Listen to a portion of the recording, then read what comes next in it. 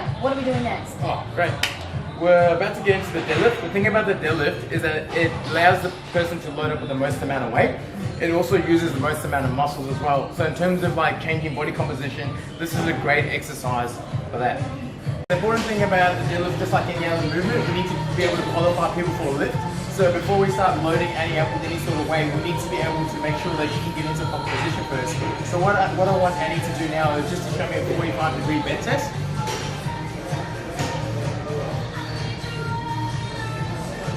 Awesome. Right. The reason why it's important to go through a bend test as well is because if someone has limited hip ability positioning as well, right? When they set up for the deadlift, their hips are going to end up being too high, and that's when it kind of loads up on their facet joints, and more loading goes onto the back. So now Annee, since Annee now has the ability to get into position as well, now we're going to teach you how to set up for the deadlift as well. So the first thing I like to do is I like to get people to set up with the bar at about middle of the foot. The reason why is because if someone sets up too far back, the bar's going to be too far away from them. And the further the bar is from you, the more loading you can get through the back.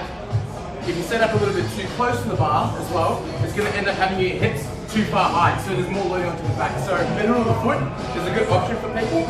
So what I like her to do is set up the bar about the middle of the foot, so it's cutting your foot in half.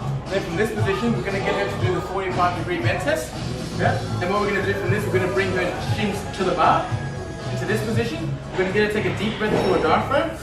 Right, and she's going to pull the slack out of the bar, right, so she can engage her lats, and then from this position she's going to focus on leg pressing the weight from the floor, and then hips through.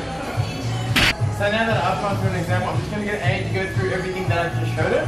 So remember, it's always good to make good cueing points as well, or get yourself into a routine of setting up the same way before you get into your lift, just so you can develop good motor patterns. Okay.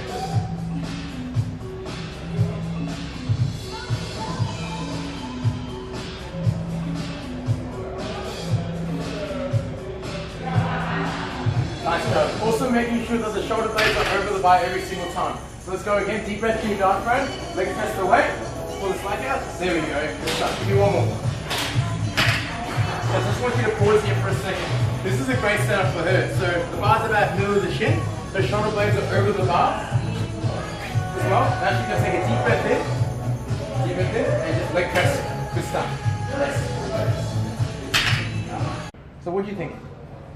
I liked it. Yeah. I've heard people don't like deadlift because they hurt their back. Yeah. What do you say to that? Okay, so when people ask me, does deadlift injure your back? I'd say yes. And then when people ask me, does deadlift fix back pain? I'll say yes. The difference between the two is how you execute a movement as well. This is why it's very important just to get the foundations down right?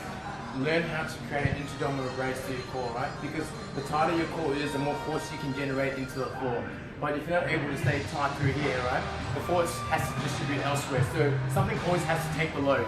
So if you can't load up here, the back has to take the load. And that's where you see people going through walking away, holding their back and thinking that's normal. It's like, no. The deadlift is the best thing to fix someone's back pain, given you know how to execute the movement. That's why I say take your time with all these movements as well.